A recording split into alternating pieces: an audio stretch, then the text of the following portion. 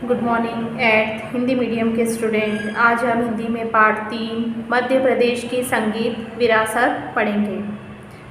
सबसे पहले हम जानेंगे कि मध्य प्रदेश में भारतीय संस्कृति को अक्षुण्ण बनाए रखने का भागीरथ प्रयास किया गया है।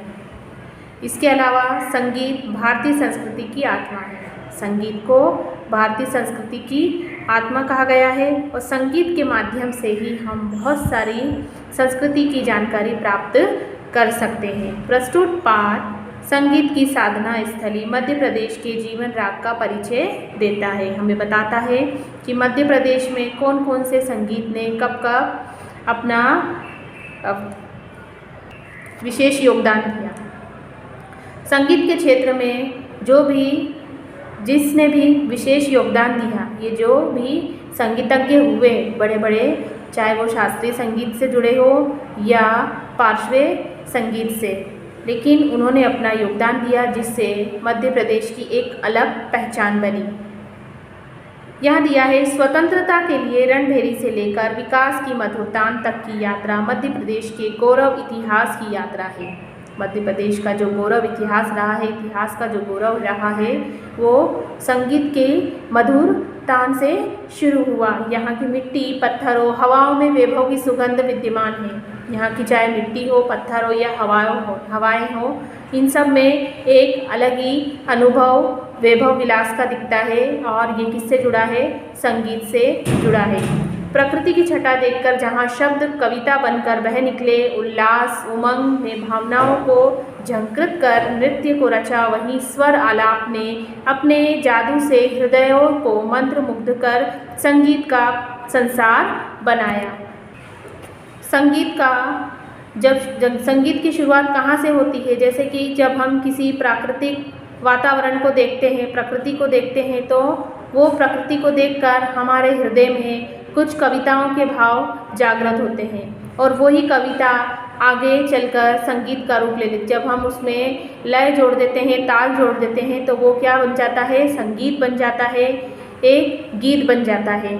इसमें उल्लास है, उमंग है, भावनाएं हैं। कौन कौन सी भावना है? उल्लास की, उमंग की भावनाएं हैं। इतना कुछ नहीं, इसके अलावा ऐसा संगीत जो हमें नृत्य को रचाकर, यानी हमारे अंदर, हमारे भीतर की आत्मा को नृत्य करने पर मजबूर कर देता है। स्वर आलापों में जादू बिखेर देता है और मंत्रमुग्ध होकर हम उसकी तरफ आकर्षित होकर संगीत का संसार इसने बसाया है। आराधना, साधना, प्रार्थना में संगीत को संजीवनी बनाया है। चाहे वो आराधना हो, पूजा पाठ हो, साधना हो या प्रार्थना गीतों के माध्यम से प्रार्थना जो की जाती हो, उन सब में हमें संगीत देखने को मिलता है। चाहे वो भजन हो, कीर्तन हो, इसमें भी हम संगीत को देखते हैं। ये सब क्या है? इसके संजीवनी है। अतीत से वर्तमान तक मध्य प्रदेश अपने इतिहास में संगीत के कीर्तिमान स्थापित करता चला आ रहा है।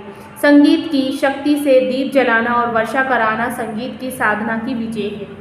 यहाँ पर एक समय की बात बताइए, सम्राट अकबर और तानसेन के समय की एक घटना है जो सजीव रूप से हम देखा जाए तो वो घटना हमें कल्पना मात्र लगती है, लेकिन वो एक घटना बहुत ही सही है कि तानसेन ने एक बार क्या हुआ, अकबर के दरबार में दीप जला दिए थे अपने संगीत के माध्यम से। वो घटना क्या है कि एक बार की बात है, बादशाह अकबर ने अपने दरबार में तानसेन से अपने गीत संगीत का प्रभाव दिखाने का जिद की। अब तानसेन ने तन्मय होकर, क्या हुआ, जो अकबर के दरबारी थे वो जानते थे कि तानसेन एक बहुत अच्छा बड़ा संगीतकार है और उन सब ने मिलकर जिद की कि आपको हमें बहुत ही अच्छा संगीत हमें सुनाना है। तो फिर तानसेन ने तन्मय होकर दीप राग की साधना की।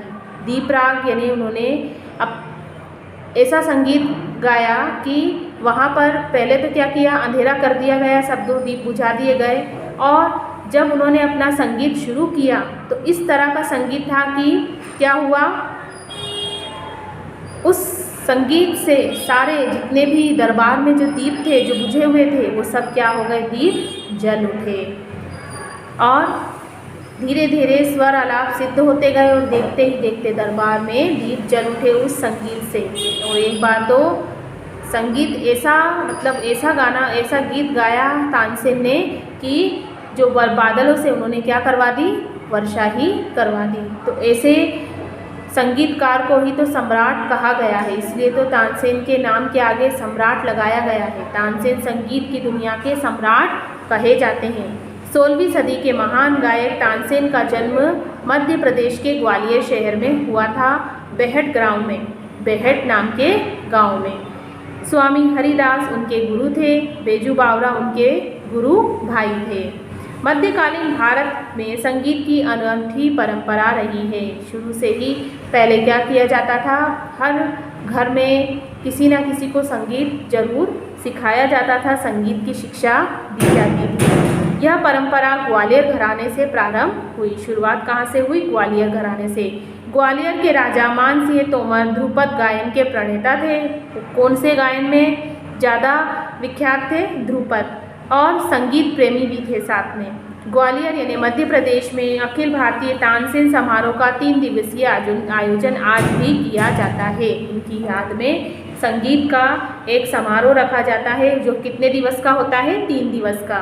यह आयोजन संयुक्त रूप से समाधि स्थल, जहां तानसेन की समाधि है, ग्वालियर में तानसेन की समाधि स्थल है, वहां पर इसका आयोजन किया जाता है। और जो कितने दिन का होता है, 3 दिन का होता है।